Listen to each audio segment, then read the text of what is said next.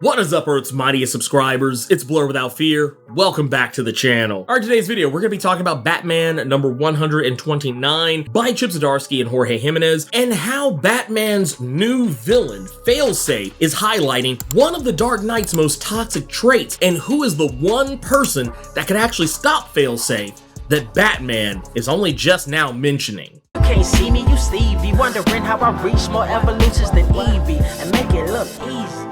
Okay, so I'm not gonna stand on ceremony with this one. We already know that FAILSAFE is a bad mamma jamma. This dude is literally the absolute worst nightmare of Batman. At every single turn, FAILSAFE knows every move that Batman is gonna come up with. Even when Batman thinks there's at least a 0.0002% chance that he's gonna be able to pull one over on FAILSAFE, FAILSAFE doesn't go for it. Or even if he does, it doesn't work. FAILSAFE has taken over the entirety of Gotham City. And not only has FAILSAFE taken over Gotham City, he's also rebuffed every single attempt at just about any superhero to try and muscle in on Gotham and take FAILSAFE down. We see the point Barbara Gordon points out that 78% of the metahumans with a connection to Batman have attempted breaching Gotham and have been rebuffed or captured, with another 17% of the remaining beings currently caught up in unrelated skirmishes, basically saying that they're dealing with the other stuff that's going on in the world, but 78% of the metahumans in the world have gotten their cheeks clapped by FAILSAFE and his drones. And even with that knowledge, FAILSAFE is still analyzing every piece of data that's coming his way. Now, granted, FAILSAFE's fatal flaw in this, and something I don't think either Oracle or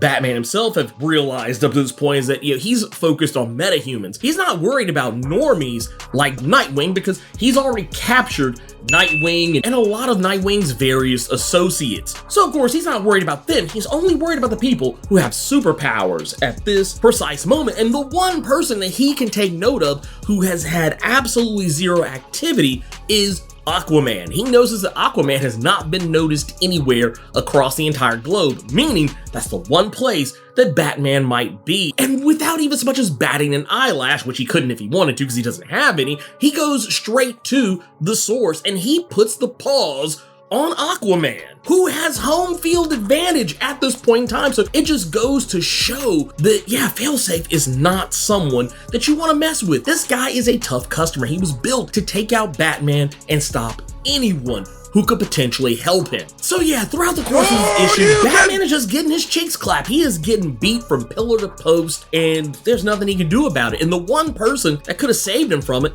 is no longer here with us, and that's Alfred. Alfred was the one who actually kept tabs on the FAILSAFE protocol we learned in this issue. Alfred was one who, if FAILSAFE were to have been activated, Alfred would have been the only person who could have shut FAILSAFE off. And since Bane killed Alfred back in Batman number 77, there's no one who can stop him. And as we have kind of talked about in previous videos for these recent crop of Batman comics, we've talked about how FAILSAFE operates. He monitors internet chatter and news stories to see if Batman gets out of line. And while I do think it is one of those situations where, once again, FAILSAFE, he caught that fake news bud. He found one of those articles on 4chan that said Batman killed the Penguin, and come to find out the Penguin is not dead. He is very much still alive. Selena Kyle, aka Catwoman, has found Oswald Cobblepot living a normal ass life working in a flower shop. He is minding his own business and keeping a low profile,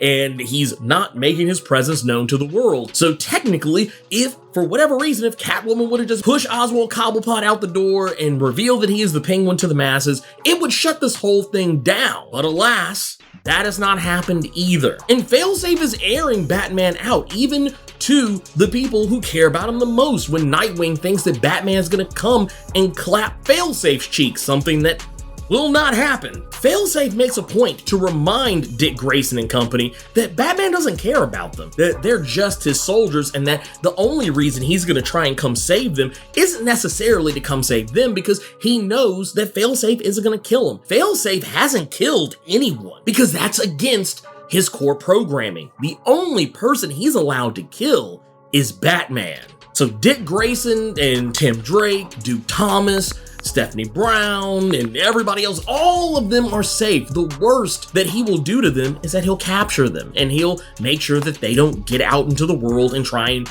do any more crime fighting. And once Batman's out of the picture, he'll probably let them go. Or maybe he won't. Maybe he'll take up the Dark Knight's mission going forward. Who knows? But at the end of it all, he's basically trying to make them understand that Batman doesn't care about you. And well, yes, I think Batman does actually care about them. Batman's not in any rush to come save them either, because once again, he knows they're gonna be okay. The city can't protect itself, but they can. So yeah, he's not going to come rushing in gallantly to try and fix the situation. He's only gonna try and save Gotham first, then he'll try and save them. And while it's technically not the most toxic trait that the Dark Knight has, it does kind of put a lot of things in perspective. But I think the part that actually stings is when FAILSAFE says that he finds it acceptable that you will suffer, because ultimately you're not going to die. He would rather them suffer than be killed. And technically that is kind of a cold calculus way to look at it. I think FAILSAFE just misses the nuance of how Batman feels about his family. But one thing you can tell FAILSAFE is worried about, one thing he actually does fear, is the couple of ways that Batman could potentially beat him. And there's two particular things Batman could do to stop FAILSAFE, even FAILSAFE knows the Dark Knight will not do. Though they have been put out there, so it's safe to say maybe Batman would risk it depending on what the circumstances were. But one of the things that FAILSAFE points out is time travel. He's checking for time travel anomalies across the internet. And as soon as he starts looking into this possibility, he immediately recognizes that Batman wouldn't do it, because to unmake FAILSAFE would be dangerous to the timeline, because maybe that's one of those fixed points in time that if you were to undo it, it would create a flashpoint, which is something that would be very dangerous to do considering everything that has been going on with Flashpoint over the last 10 or more years. They literally just brought back the Flashpoint universe in Flashpoint Beyond that just recently wrapped up. So yeah, they're not going to do that. The only other thing that he could potentially do is use his Omega armor, which is, as he points out, unfinished. So that is off the table as well. These are the only two potential things that could probably take FAILSAFE out, and these are both things that are very unlikely to happen. Two of the other things that could potentially happen is that he flees Earth to draw FAILSAFE away from it so that Gotham can be saved, which is probably likely, but Batman is less likely to do, but it is something I think he would actually consider. And the other possibility is to enlist the help of more powerful alien entities, things that FAILSAFE couldn't necessarily be prepared for because Batman wouldn't necessarily be prepared for him. So yeah, there are potential options on the table, but they're all things that all range from likely to highly unlikely. But anyways, I like what they did with this. FAILSAFE is literally beating the brakes off Batman, getting turned inside out, and is literally on the run from FAILSAFE at every single turn, to the point that the Watchtower is destroyed. He is plummeting to Earth without any form of protection from the vacuum of space other than something to allow him to breathe. It's interesting to see Batman in these situations because Batman's that guy. He plans for everything. How do you stop the guy who's planned for everything? And this is something Clark has even posed him over the course of these past couple of issues. How do you stop the man who plans for everything? And that's Batman. And now FAILSAFE is exactly that. He's exposing Batman, showing that Batman isn't as prepared as a lot of people might have wanted to believe. And granted, it's almost kind of a false dichotomy because technically Batman is not prepared for this because it's something that he created, that he completely wiped his memory on, or at the very least, he made FAILSAFE under a different personality that would have knowledge of this that he wouldn't, and had that knowledge erased from his memory. So yeah, it's one of those situations he can be prepared for something because he didn't even know it existed. But it makes me wonder if villains will take notice of FAILSAFE and somehow try and use FAILSAFE or his methods against Batman in the future.